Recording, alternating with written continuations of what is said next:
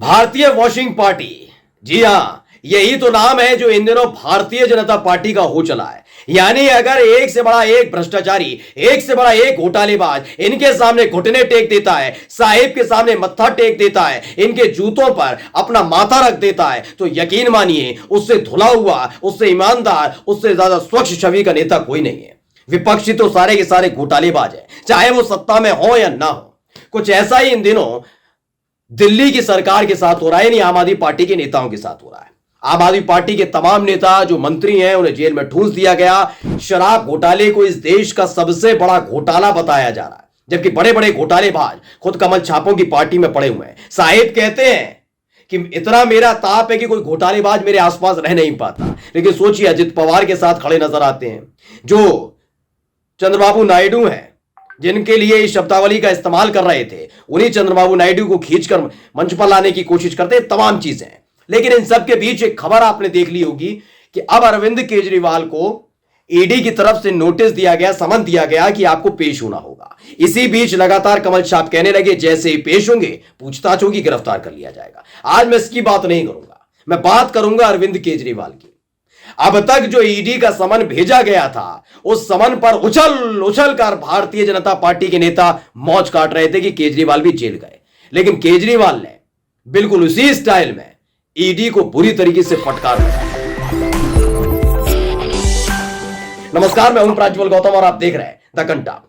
एक खबर बड़ी जोरों से आप देख रहे होंगे, अरविंद केजरीवाल को लेकर जिस तरह का माहौल बनाया जा रहा है, और तमाम अलग अलग न्यूज चैनल जो गोदी एंकर पत्रकार हैं, तमाम पत्रकार क्यों पत्तलकार मैं उनसे कहूंगा, वो ये बताने की कोशिश कर रहे हैं कि अरविंद केजरीवाल से ज्यादा भ्रष्टाचारी और घोटालेबाज कोई नहीं है। लेकिन मैं शुरुआत से आपसे कह रहा हूं और आज भी मैं यही कह रहा हूं, शायद सुनने में कांग्रेस पार्टी के नेताओं को बुरा लग जाए, समाजवादी पार्टी के नेताओं को बुरा लग जाए और अलग अलग विपक्षी पार्टी के नेताओं को बुरा लग जाए, लेकिन इस दौर में भारतीय जनता पार्टी की सटीक राजनीति और जिस तरह की वो दांवपेच चलते हैं, उसका जवाब देने का अगर किसी में हौसला है या वो सटीक तरीका कोई जानता है, वो सिर्फ और सिर्फ आम आदमी पार्टी है। ये मैं शुरुआत से कहता हुआ आ रहा हूं। आप कितने ही आरोप लगा दीजिए आम आदमी पार्टी पर, लेकिन हकीकत बात यही है, इनकी आईटी सेल को इन्हीं के भाषा शैली में मुंह तोड़ जवाब देने का काम सिर्फ आम आदमी पार्टी अब तक कर पाई है। ऐसा सटीक कर पाई है कि मुंह छिपाने के काबिल ये कमल छाप प्रवक्ता, वाचाल प्रवक्ता और नेता बचते नहीं है।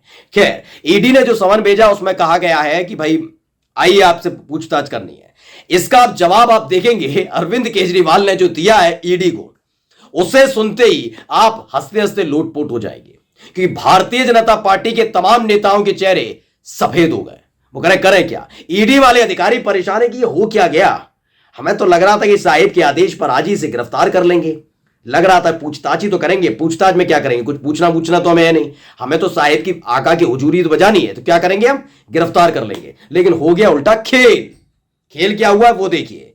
शरद शर्मा है, एक बड़े पत्रकार हैं, उन्होंने दिल्ली के मुख्यमंत्री अरविंद केजरीवाल, उन्होंने जो उनको समन मिला था उसके जवाब में जो ट्वीट किया, उन्होंने जो पत्र भेजा आईजी को, वो देखिए।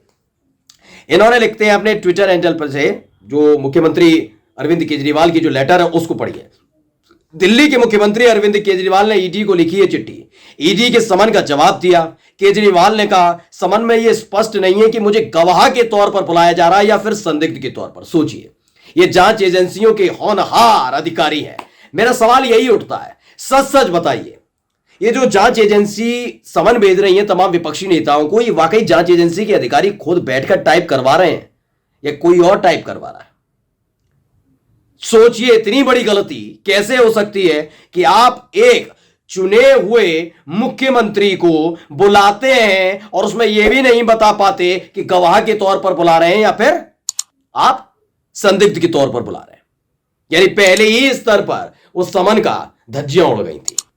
यह साबित हो गया था ईडी किसके इशारे पर काम कर रही है। सबसे बड़ा लूज पूल है भाई ये समझिएगा। अगर आप थोड़ा भी टेक्निकल जानते हैं तो सोचिए, आपको अगर अमूमन आप तो बहुत अमूमन, हम लोग तो आम लोग हैं, वो तो तब भी दिल्ली के चुने हुए मुख्यमंत्री हैं।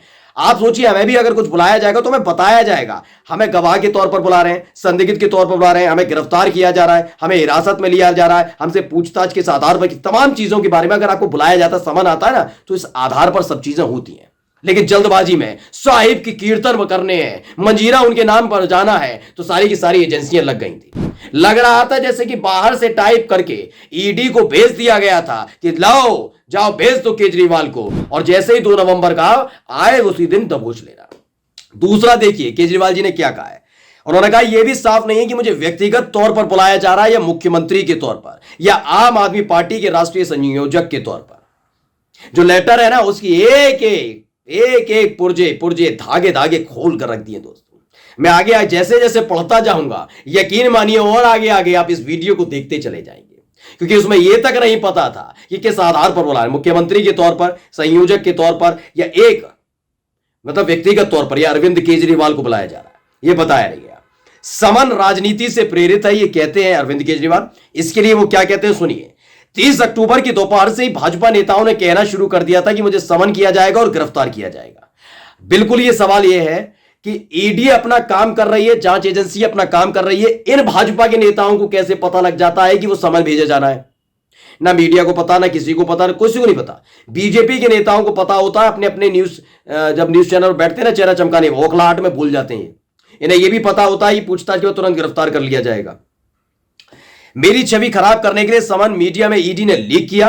केंद्र की सत्ताधारी पार्टी के इशारे पर यह हुआ। अब इनके आरोप सुन लीजिएगा। मुझे पार्टी के चुनाव प्रचार के लिए जाना है, मुख्यमंत्री के तौर पर मेरी जिम्मेदारियां हैं, खास तौर से नवंबर के दूसरे हफ्ते में कई त्योहार है, खास तौर से दिवाली भी है। समन गैर कानूनी, वापस लिया जाए। और वापस भेज दिया, कह दिया भाई तुम इधर चलोगे मैं उधर चल दूंगा। भाई एक बात बताइए, वो आदमी बचपन में मगरमच्छ नहीं पकड़ता था। जी हां, अरविंद केजरीवाल जो है ना दिल्ली के मुख्यमंत्री, अगर ये सोच रहे हो बाल नरेंद्र की कहानियां जो अपने भक्तों को पंजीरी की तरफ बांट रखी है ना, पुस्तकें बांट बांट के कि चाय बेची, कभी जाकर मगरमच्छ पकड़ लाए, ये वाली कहानियां नहीं की अरविंद केजरीवाल। अरविंद केजरीवाल पढ़े लिखे एक सिविल सर्वेंट रह चुके हैं, जिसको पास करने में बड़े बड़ों के पसीने छूट जाते हैं। उसकी नौकरी की है, स्वेच्छा से नौकरी छोड़ी है, फिर उसके बाद आए ब्यूरोक्रेट्स रह चुके हैं। जो खेल खेल रहे हो ना, कानूनी दाव पेच, ये काम उन लोगों को शोभा देता है जो इतिहास रचने के नाम पर देश का बेड़ा गर्क कर रहे हैं। वो इसमें फंस सकते थे।